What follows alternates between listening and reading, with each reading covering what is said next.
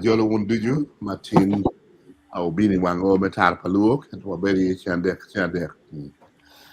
Chow ki jolo panelists matie kan what ye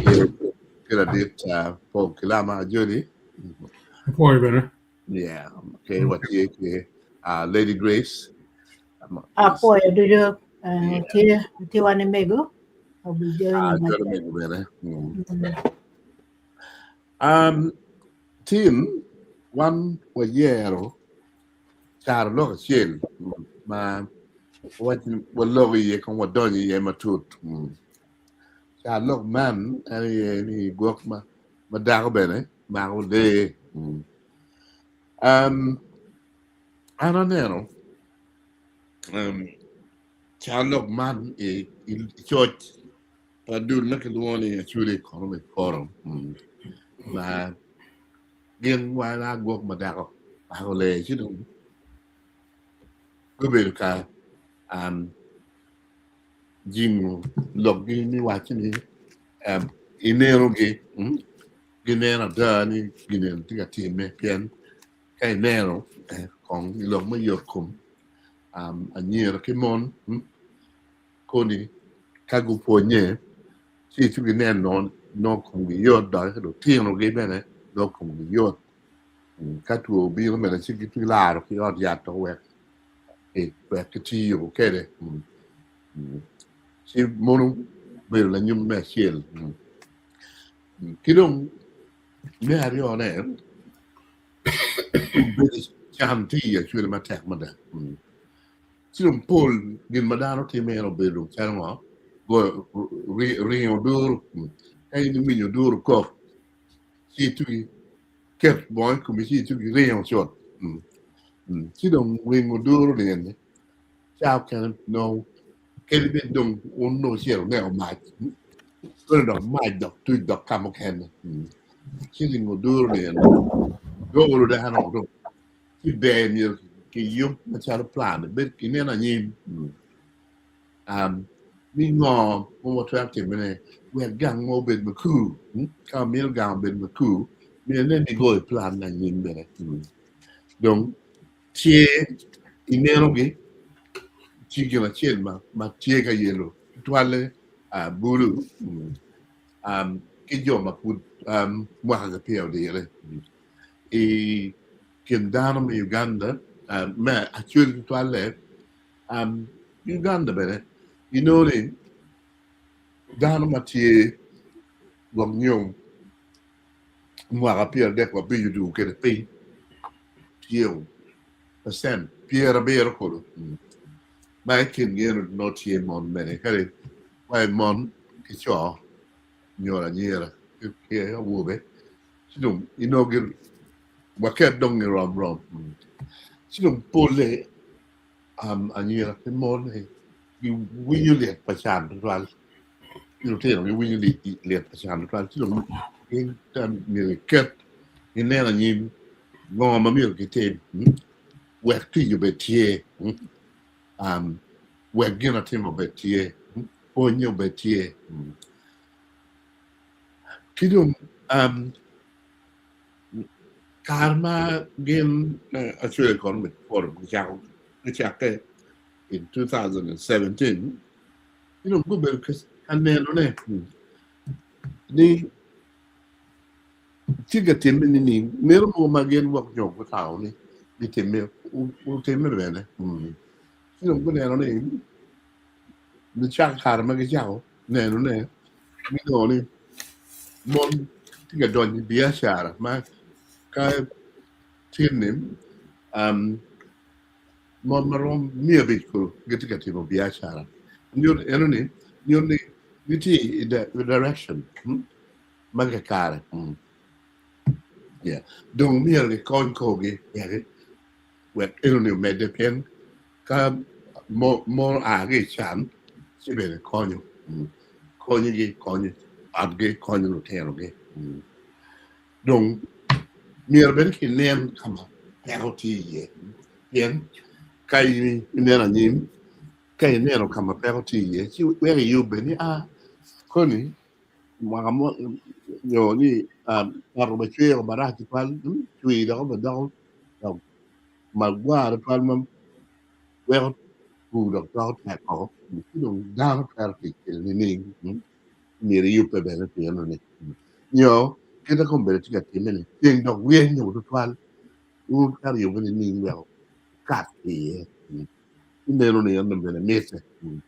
pe de ne no yo ngò mo team we gang mo ben ma ku ne no me kam pa bi ni ti yu bi donc bu ne no min yu be we down ti kan gina chen ma mi ro be ti ni te ke bet ka cha to ngom kai be ka cha ngom ko ni en gin ma mi ro ko ni no dong pe ti mon lo ma che le ni tam mi ni mon ma ke no ni women's task force ma let's say we go be Rosalba you are ni no ka ri tam ba gu cho be ni cho la bot broach pa ju ma pa ni game ginero ni lo ke mon pol ma da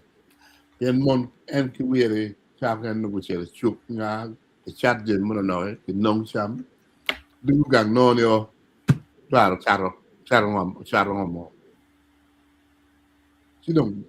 do mon mi be ki duan ni lo me ngom te ke charo mo ki ngegi dare du diru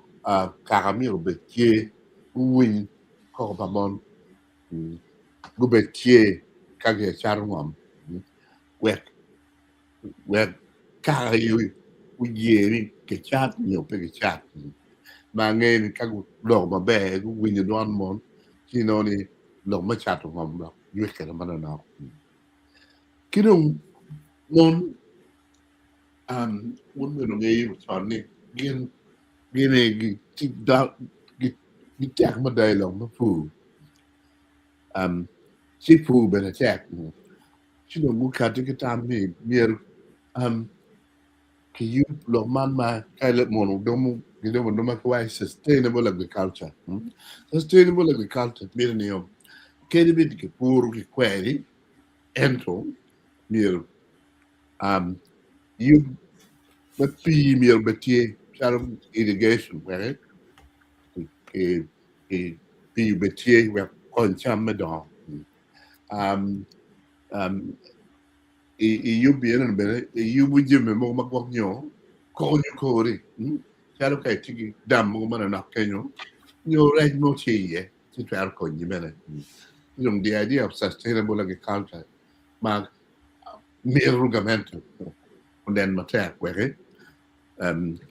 kon ko mo ma no gi ni di fu wege kelbe dong wong yo kapi o no pi e mona tam ma pecado kele me kon bien e ada ni kilo wong nge kele sing bene bi yen tek ko tal ma ter bal cham you kap kai tigi yin ma cham go meno ko ni ko re wa o padak mo no tie man e tam na dok ma ana wa ni ko ana kat ke si dong ana mi lu panelist mu kan ne ni un ugam lok man ni gwok padak benen ma ole si mo mi benen na dan mo gwok yo o ne no tiga timme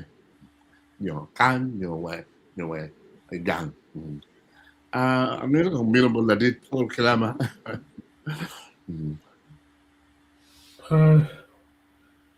Okay. Koyo no tam ni kong main speaker guloki. Ento kita ngok lunga oni. An kitmanen ka topic ani ti ding ba. Ke wajini gwok dako bene mako le.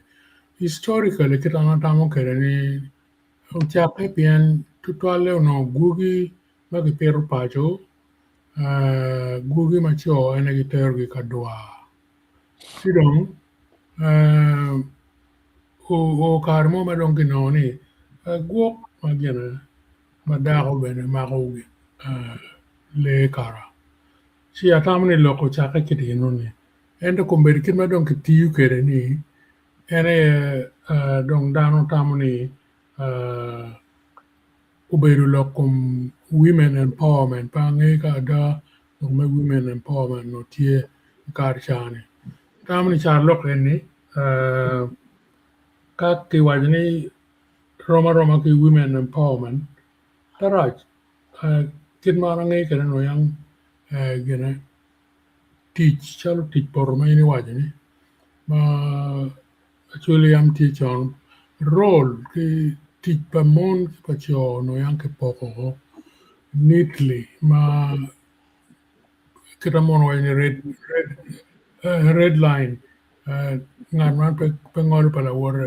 teach chalo i agriculture mon uno cho teach me pu gen gi puro porro ko kong wi ati ka dong mon bini lo me do porro ki kayo cham mano do che mano rol mano tie si uno ti pacho gi pa mon poke o chalu ti jokon mano no pa mon pe ya ne ki chai mon ento in kitenan ka ne ti pa mon ene ti ka i gene i le mon gi lo ni domestic science gene lo jokon yang a chon cho ben ki chel manda pe ngol jokon ka ber ka ber otteru ni baler me otteru no mer department pa mon ki kom mon gi lo gene gi tiyo jemi di me otteru inde no ma cham ka ken so po ti pa dan no cho ke da ko le cho ke da no ti ki po ko local culture pa wan chuli kom karni border nyo line ma ki ngol yang ke choi chon ni dong ti ga lokke ma da chalo nen bot muni kai tedu professional tedu kita ko mere tieni po le ilo pa muni cho era tedu chef gi kono na ge no po le cho ma ka in ku a ki culture me o ma Africa chani nen o yi tiki long mo da ti dong jemi ne du dong tika rube ko boda me role no mi cho ti ki mon ti ku me dong te ding ma da a ye ben ni mon mi ro ti ti mo ma cho ti u ma yang yo je mon po ti ni ti ma pol ma mon rom ti ne ma rom cho kel kono en ti office gi ti mo kana igi ku me ro ne mon ti juju daktari ba ti mo ben ti wa engineering building construction ki ngo ge ti anen wa ni topic ni ma charo wa ni gene gwok na ko ben ma what were going ni women empowerment role padano ti ma yang ki tuono mon no mi ru chak ti ne ro ka ge ro mo ti ne si anen gi mo mara ti ni petie an tamani gene ni kong awek mi kumano na ka bidu yele chen do ana poi ritual ata me waji ma bebe ne kita jam chon ge po ti cho pa cho ke pa mon nge ti gi cho pa nge ti gi okay amir bir bot mego kong eno gam look en ni bene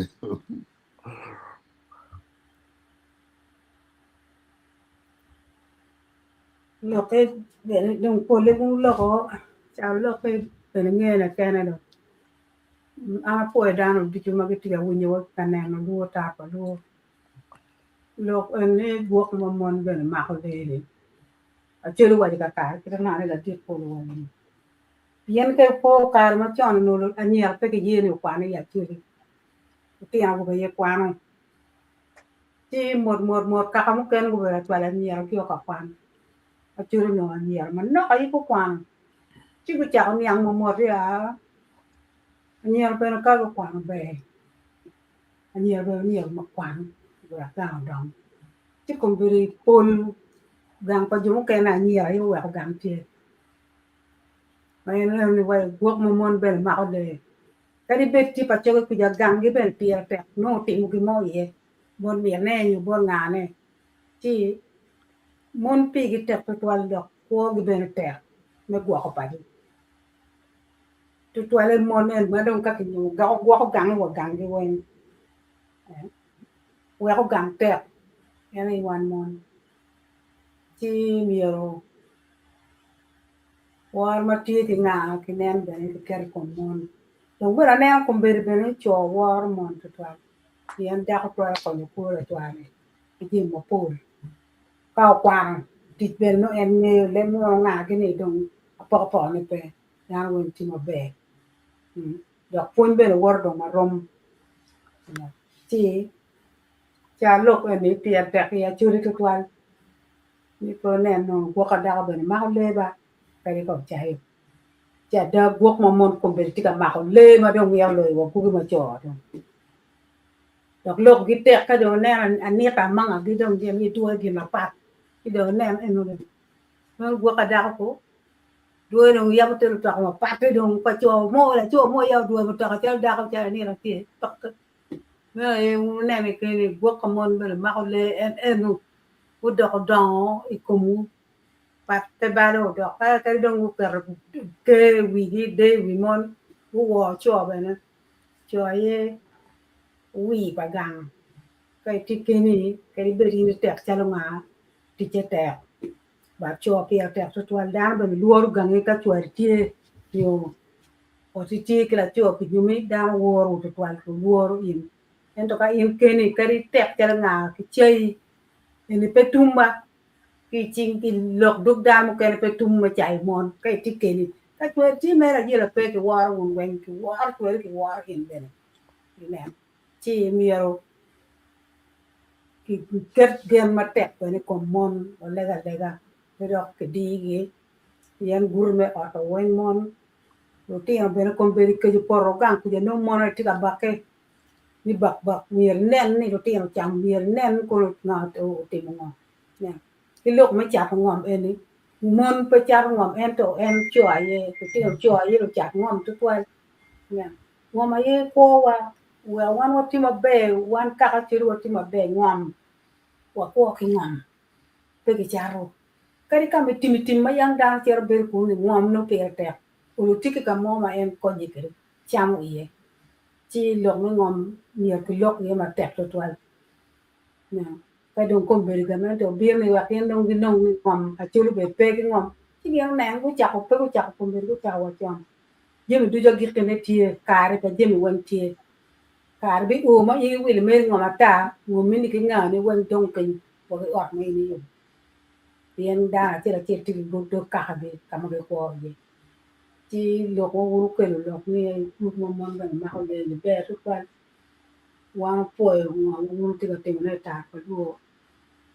wo po ngo mo mon ti ka te ne le bo ko be tu twa wa ni ngu yu ti lo ko mo po la lo ko mo po tu twa pe a po ka ko ni dok ti ti wa ka mo po tu twa ana po el tal mego ya win you know pa mego me tal Lady Grace sabiendo bare apoya por lok mer dong an ma lok cha lok ene mer ne gwok ma dako bene ma ko lene gonye mer en keta bene ke pine ne kombede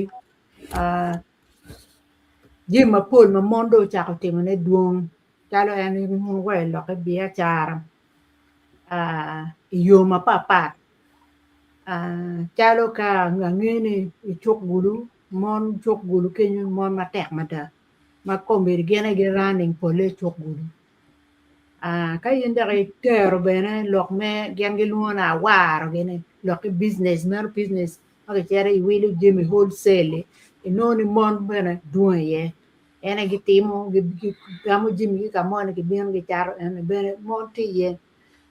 kiri no en lok me gam kiri ya churi machon kaka do kaka pun kaka wen biru kaka pa cho ke ken kaka cho ene ke but bot wa kin la kwala ke bene tie makaka nanu dako bene men gwok ma dako ki yam bene chon kar mo ni ruot mo be bedo bene tung kiet gum gwok ma dako so le ma gene le ma dako bene mako amina gwok ma dako bene mako le ki dong ko bedo ka ini neno gang kuja kiet ma mego bene wajini lu tira nyir ma kien kani ki kweni ma da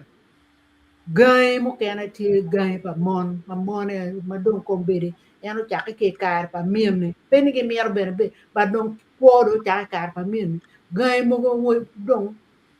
mane yo bedo ka ngo ka loye ne gena gi wigi gang go timo jimmi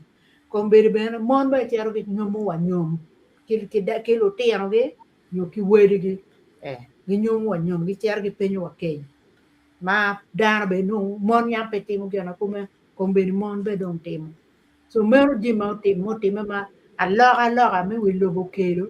ma po jima ne be no mon tika timo ne ma be ma da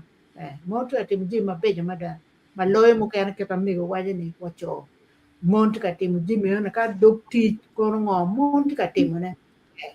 but kid me gufu ki mon we mon tim jimi eno ne ene ye mi no ke nene ki konyo mon pian mon ka ki nyoti ki yo timo jimi pian gen wigi gang gene wi me gang ka ki nyoti ki ken mi timo jimi ro ti anya ma ti ne gi cha ko timo ne ma be ya iti ma be pian ki bo ro ke ne wa udilu ko bere ni timme udilu ro ti anya ma gang be don gitikere magi tika timo ber maber so jimi mer tie ma tika timo en to gima tie ye kiet me mako chingi mi nyotigi ki me wak bungo wak butem ene ye gima mier ki pon ene mier ki kon ko ki nong mon mu kene mano gitiki ker gitiki ngej ken me ngo me juli lo tera nyanyo lo tera mon igam kiriki dog ti dog lo elsi ki kombetere ne wa elsis ma mon bene tie councilors ma mon bene tie so ketje ma ko meno ene mier ki mede mine ne ngo ki wer lo te mon ki mon mo kene ma doni bu wero jim eno ne udong bot ge apoya pa dero well. Yeah, amiro bigilo chen ma kalama la dit kalama wal. Look man me women empowerment. Ma aramiro penyo. Gina ngo ma cho twero timo ne me konyo ko mon. Pange kay kalama na mo daki Look, any man women empowerment about one down we are not the only guilty party. Pian kere about Munikany, history net ye uri Carmelach, UK kan monma kilongi dong ni suffragettes. Ere guchago movement in about 100 years ago. When any rights per mon pacho mon should be given more rights and more role to play in society down to the bedroom. Till when you ni uter Carmelach, kumbeni dong kitinan kere UK kan monti ikitij mo ka ken giti the parliament giduong key offices ministries mati ministers me duong mati kitij mo ka ken dakta mati kono ngo dong giti ma roma legislation be ti kan ma gena equal pay act muchara ma rom pa choki pa mon equal opportunities commission benetie ma rom ter ko ni ka in discriminating in either because of your gender, your race, or the makumeno. So muni bene came a long way or stage makumeno wano nano gini pe watam ni kany bene no yang nung tikiti no wachono gen bene they took a long way to come. It's nearly 100 years of movement. Part magubino. See, Africa making a lot of progress. ma dog were faster than kit ma muni ter kare kar malachi si dong anen wajini gina empowerment mon tika progressing ma be rol ento limit na jemi di jutie pianteji mogma la chwija yo uyabu pogo iwa role mogma la chwija yo pogo iwa chalo gwoko lutino mon kikane tigi chak me ki lutino babies la gu gena gu dong ma be ngo meno role mano gore do me la cho pero le ne timu makar min latin basic things kid ma gwok latin la kere megu ene romti ne ma be maloyo jema kumeno mier peke cha ti jema ma romti mo ne ma equally ti jema kene ma no tie upoke chono no la chuju poko what timu part it is not competition and so beru wachi gira kopulu ki kongoa la bon arachel konji doko peka ento ka genario wen ti gin mamer gutimi time so wan danu bene cho ke mono beru kumeno so can give bene konji peka la bon mon so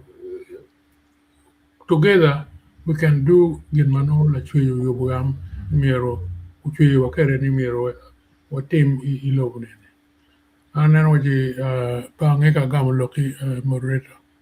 I got my back. okay Ruotu tika winyo tika winyo poi bino ajudi apoyo tutwal yes yeah why not here look come Charlotte man ni gwok madao ben makale bagay kay gamo kun ipore and Charlotte kay kadong wamero la nyot gil matika teme in real time yeah okay ana poyo dano duchu Charlotte ni gwok madao bene mako leni machila ana tamoni bene ni bege kwanyo be Charlotte no wajni gwok madao mako le pien kayini neno ikitwa machalo wana chuli uno watamoni mon beo bet pin tutwal diemeti maduong magen pe beo tim piane ni pigitwero timone eto kadong dago do chero timo gin mala cho timo la bole ga dago timo ton chero lumu chuba nyiri chi actually wuro way daga yeman negule manyiri ni gwok madago kara magole adaro pe gakde kum gwok karo dugi kum dano do now any okelo gin matin wano tika loye chalo changing the gender roles tutwale kumalo kany cha dijo ana winyo dano ge wajo ni lwen mao bino eni okelo changing gender roles mono nyomego chako tiyo tich mao no cho ayeno tiyo tien loke bene kay penyo pol dano gitamoni pien pole cho gen guno awano guto kar milwen jomo kene wajo ni ulogo kit cho wego piete wimon wege chani megeti ka kemme ki jemi mapapat maono gen no pino gitimo ana mero miyo man macharo la peny ni alore kit mitik mamege uchako tiyo ne kun kar chano pino gitiyo ni tie machala dukimi lwen keje tie machala adukimi don lobo pien anatamoni globalization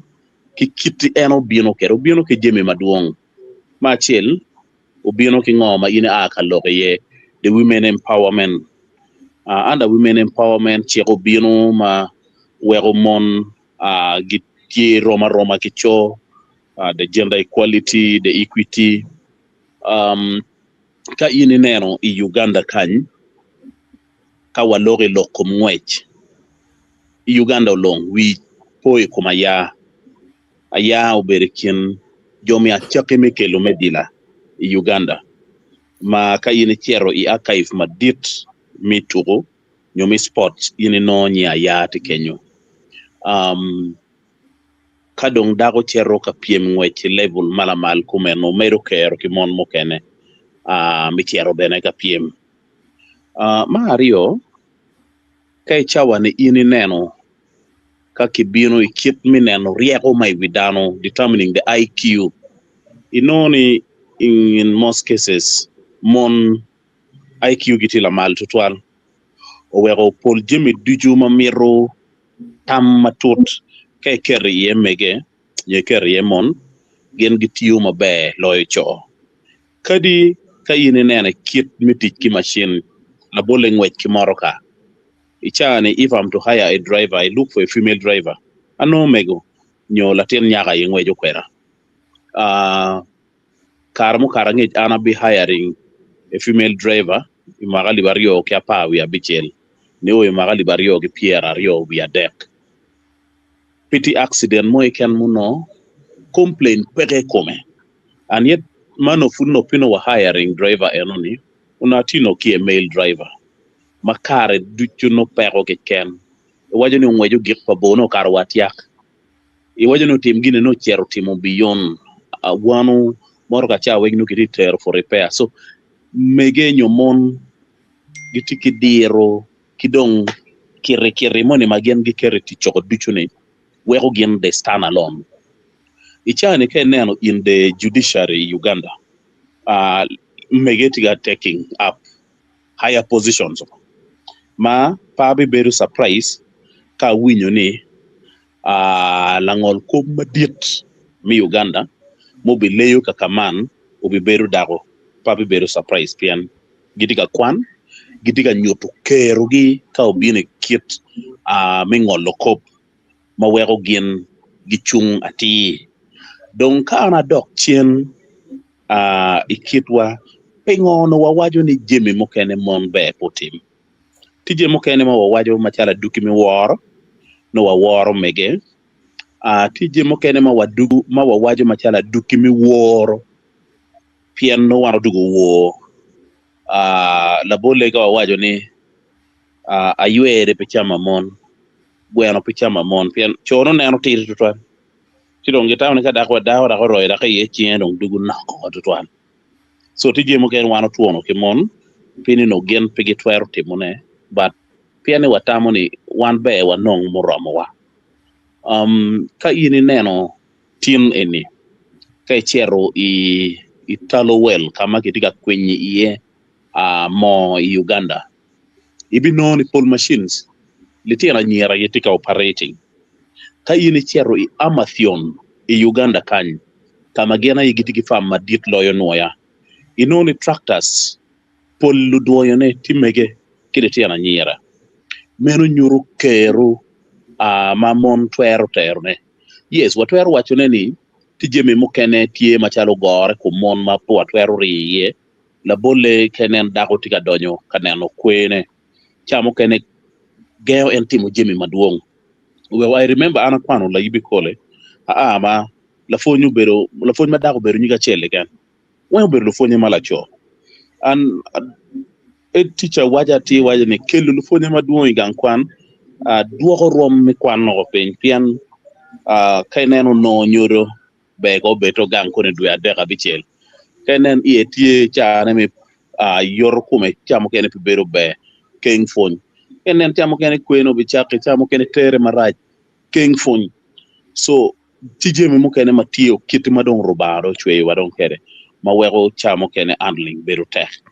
ento gwok madako magole petie gin mo mai chawani ke wajani cho ke kenena twerti mone is a lie anatemo scanning my brain okwe pano ichani wano tiki company mo gulo kanyma gien ge guru wi ot lugu wi ot eno bero mege my chani gitika surprising dano their work is superb the best painters ke gulo kan timon go yobo group mamegi magu registering bot gamente URSB magien giena yegitimo painting dong mabe loyo pol odi madon hotels madon giena yegitimo giena gi painting ka bene ini nene chani pol schools magulu ichane 8 teachers eti mege gulu senior megu secretariat megu gulu high school megu gulu primary megu demonstration megu schools maduong mega yegiti gatelone and complaint they are doing the right work and results tikanen so by the fact ni gen go bino kanyuto kerogi ukonyo totwal baramire bena wat ni ti affirmative actions magamente mi Uganda ukatikere machero ka confirming char lok machwele wajo ni gwok madako makole pien affirmative action ni la bole de 1.5 points makimiyo yelate nyako mupenye senior 6 wego donye university ukonyo wego litia na nyira maduong rida gubedo kikero mi donye university makun no gamenta yino chulugi kod affirmative action nini umedo itgi kero affirmative action mukene owege chane ka waneno tela tiki provision mati solid pemon la bole district women councillors la bole district women member of parliament minority districts o wengma Uganda no gitino ki mege mano tiaro ka representing gen i parliament mi Uganda then ka in bene neno ichade structure pa LC1 pi wun mukene ma wunu tie UK pi kamokene gamente mi Uganda inge mwaga manem tiaro patwero bikone oyobo ye pa LC1 mubitime ni ando Pierre Rio via boro ento diri kibi yero women representatives women councillors mi LC1 kibi yero gidiri is purely for mon mabene any privilege ene kimiyo ki mega ye mi yero mege lu wedigi mi chung kwedgi now mon ene kake yero gi teaching kinoni mona yedong lu mi tam kilo nyak tam mabe loyo magien gitwero kila loga mano wego kabiru moni no don so mon ene pole bi none kibitero gi in the council mi loyo lok mi riotal lok menywako tam tutwale issues of domestic violence gini gen gikeme no kere so wabi neno gi in big numbers actually numbers gi duong loyo numbers pacho chi gin makuman umiyo kero kimono wego they are on top of the surface ka in neno in leadership and representation they are on top kidong watigi je mokene ma wakare cha chon kichon unodong kinyebo ni tik pamon maka ini neno the perfection is superb wego ka ana neno dako matie katiyo tikmi construction tutwale finishing finishing eti need actually chon no la fu ot no ber dako la chome chwe ot guru wie dako dong fuyu ma en diero eno ni kadongo duoko dong e kiet mi mono ene wego tikgi beru mabe tutwal kidong atamo ni the UN Charter those other resolutions that were in many of the international engagement ukonyo mege mi ilogi malo wego gen giti mabe meno briefly gina anatwero metune but in a nutshell mege nyomon tiki keru maroma kicho itiyo tichoko duchu ma wego gen giberu mabe ichawani they stand a bigger advantage in the employment sector kono do ni gen bene dak gitimo vulnerable gen giporo ipero chamo kiken pien wilobo yelo gi kama duong wek ini nong teach to twale chalo borwe Uganda kan kama sexual harassment is even not clearly defined inoni litiana nyera woro through a lot minongo teach but we UK latien nyago mi aneno latien nyago with admiration nyogutu dul kome mo kene la bon permission ma mege ini cheri buch Uganda kan is normal ma inoni the practice is all over ma wego latien nyago ki degrading and totwan so gen ge woro through a lot sexual harassment kidong kaguno teach chamo kene kama gen ge bere yepe be totwal pi yoro kongi ma wego gen ge beru joma no chamo ken no pino ge fitting teach mo kene ki chamo kene wa jemi mabe gen ki supporting ket gi I dog teach inone gang teach no pino miyo yetgi Ma for instance, kenen joma geti for garbage collection. Chalo anene the city. Mege wa magen gi konyo lok me cleaning yo. Council pitigi provision mo mabe yetgi. Pien jo enino be guruk overall. Mano gayon giyo. Wero pigi beru ki contact ki jemi mano kelu no gore komgi. Ete nono guru en skat gi no gitindu chamu kembe ka choko yugi gi chingi a lot of things ma inero tinu ka ketu kwogi ka kama no pino be issues of rape futila mal tutwale komege kili tiana nyira mainoni cha wenka yene chere police cases maduan rida matie ti jemi marajo tie ka time but mege nyomon nyore tiana nyira gidigi kero maroma kake miyo it ki space ma wero gen gi twero beru ki kero mi nyutu kero ma meggi ki diero ma meggi itiyo tit money ana poyo tutwan apoyo tutwan yes atam no be no caro me no win comment from viewers tiga kate kere kitam magwak kiti log me women empowerment kate kai tigi tam gira ngoma miro ke team itwero team ne mi ne bene kidore ana awinyo tam mage wani en mon gen tigi iporo per tekotan kidong log me sustainable agriculture moro gina mi gamento ya wange yebe o ko migo itwero cho ine bene tamni wek kwan so Lady Grace koi kwan no kong duan palo Ramo keto ne bara need somebody me kwana ne. Muse ramo kwana. Okay. Okay. We're talking about Lino Gomic. Good day, everyone. Our topic today is fascinating, one based on actually proverb gwok bene, which literally means even a female dog can catch animals. Gikumero. Oh boy, Lino, yeah. Lino again. At first glance, the proverb may sound simple,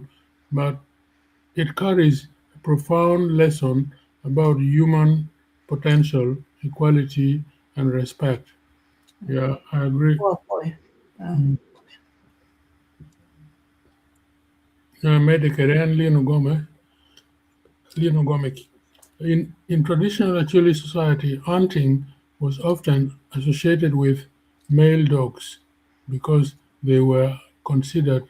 stronger and more aggressive. Yes, Kirana was very carrying. Yeah. Kare, and originally, mon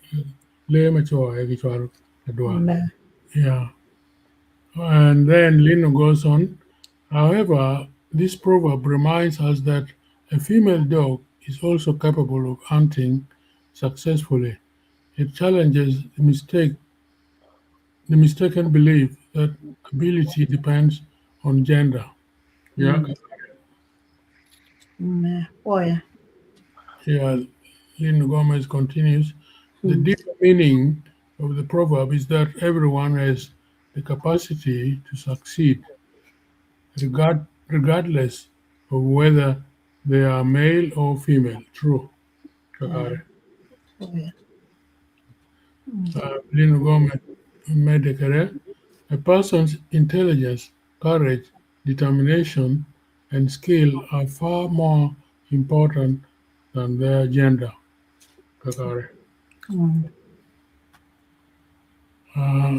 I mean, look, and a person's intelligence is far more important than their gender. I'm going to change my mirror. Well, gender is God given,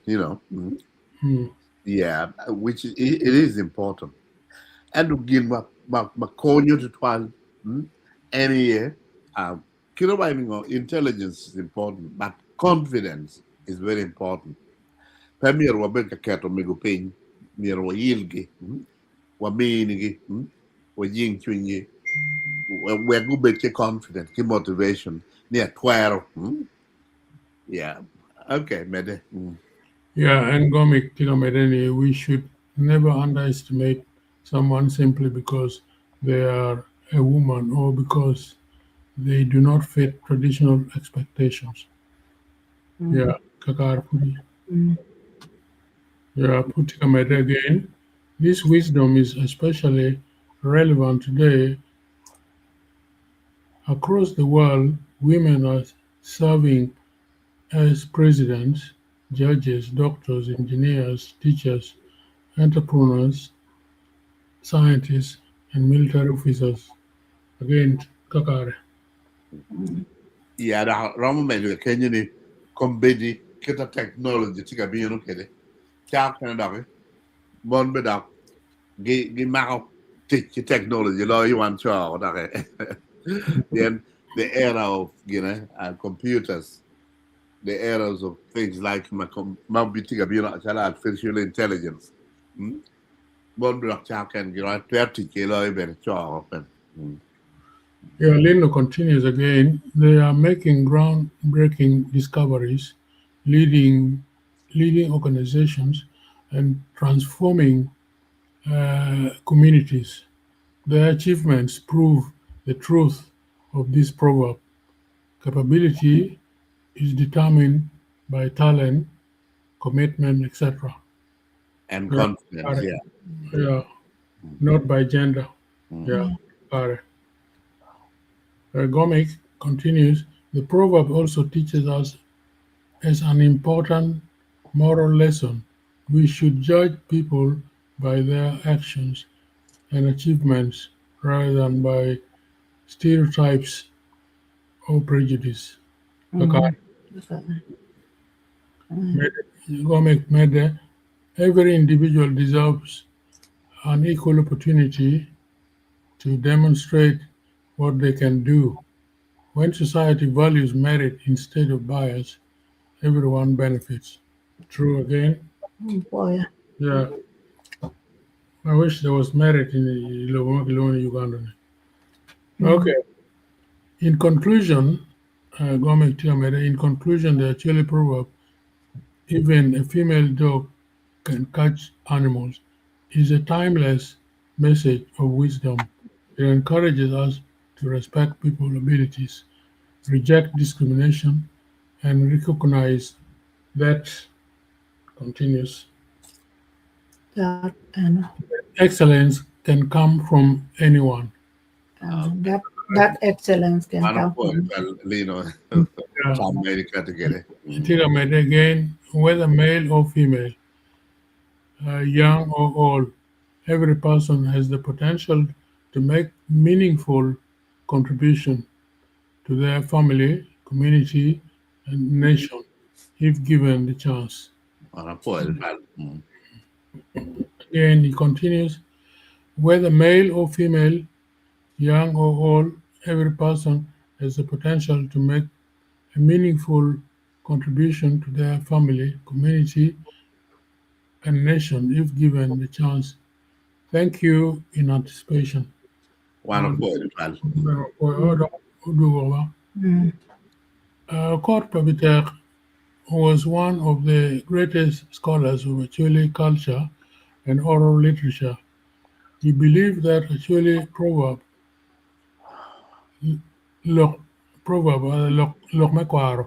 are just clever sayings.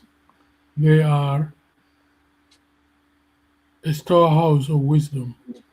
God, all proverbs are real.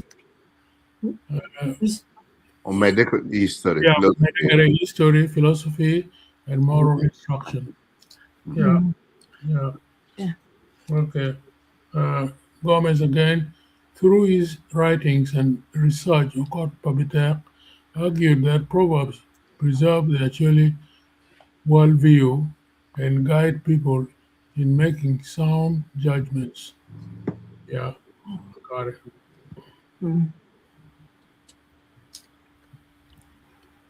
Gomez continues, some of Okot Pabitek's key ideas about actually proverbs include, yeah, include list. Proverbs are not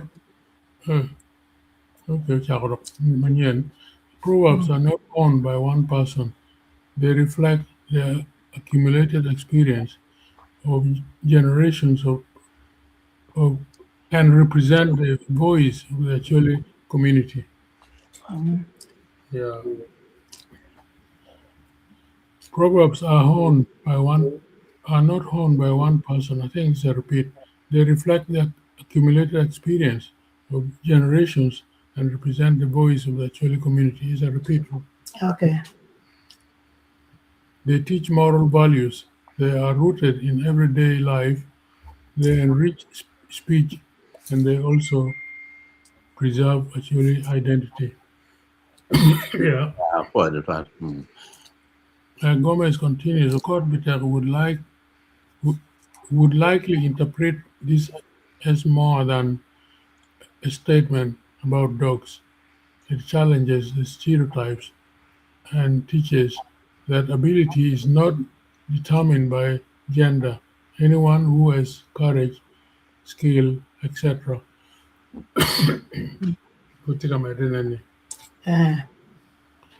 Determination can succeed. The proverb reminds listeners to judge people by their actions rather than by assumptions. In his work on African oral literature, Okot Pobita consistently argued that proverbs should be understood within the cultural context that preceded them. This one is the last one. Okay. Last one. Okot Pobita also rejected the idea that African oral traditions were primitive, insisting instead that they embody sophisticated systems of knowledge and philosophy. Well, that's true. That's true. And Yeah, if one power caught but better and unfortunately and Kiriamaki Uganda, which are no point in Nairobi. yeah, Nairobi don't which are Ife, Nigeria. Nigeria, yeah. Ponyo Kono. Yeah. Kino Ponyo Houston, Texas. Yeah. And Uber Katirni Locomobil, but Tana Dani one African Miro. What show you book what? Yeah. Yeah, it was really generations ahead of him. Yeah, Madame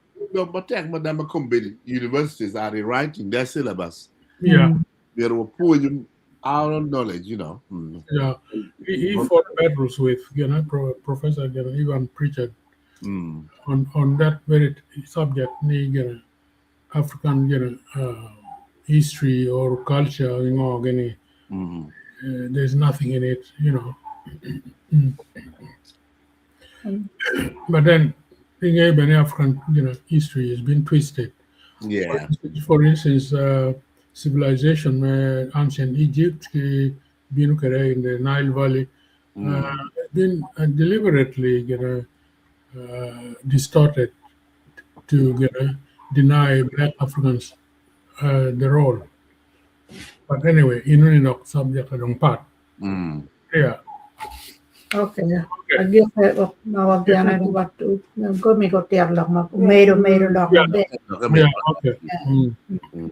I can take final comments. Rod, any comments from you? Yes. Atika winyu. Come in. The only comment ma anati kera yeni. Kirika betini mege nyo letiana nyera. Gitika tiyo maduong maroma kicho.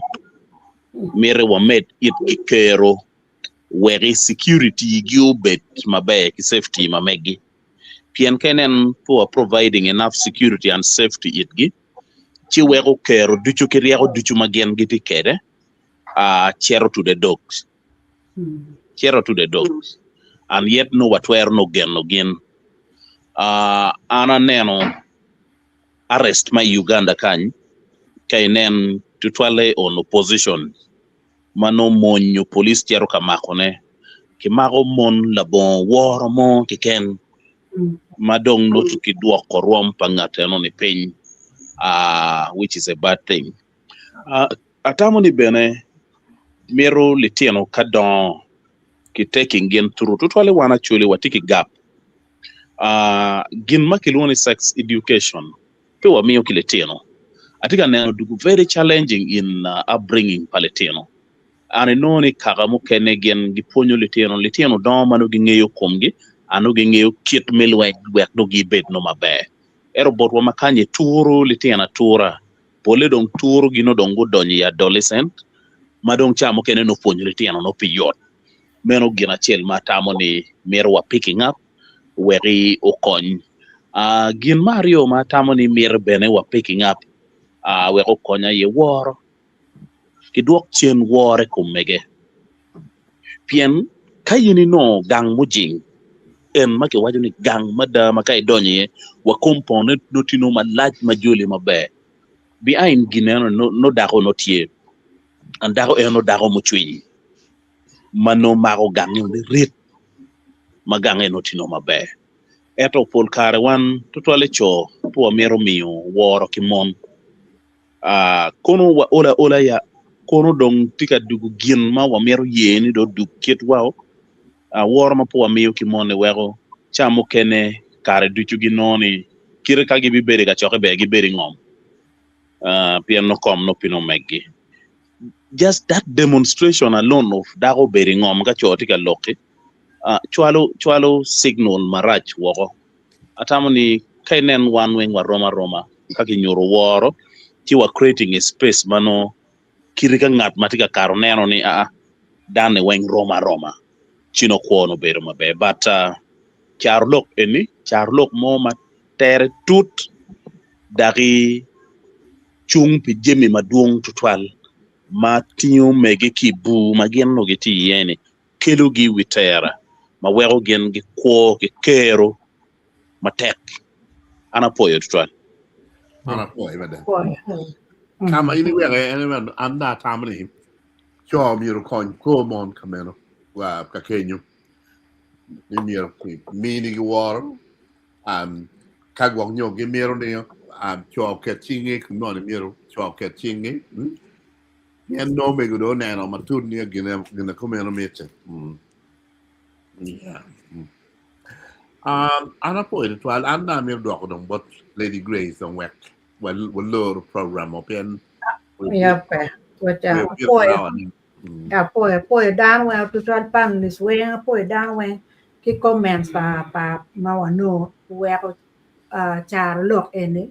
Tin wa look yema be ma da cha poi down when wa bit wa tu ngunda sa beta bine jo kamalo poi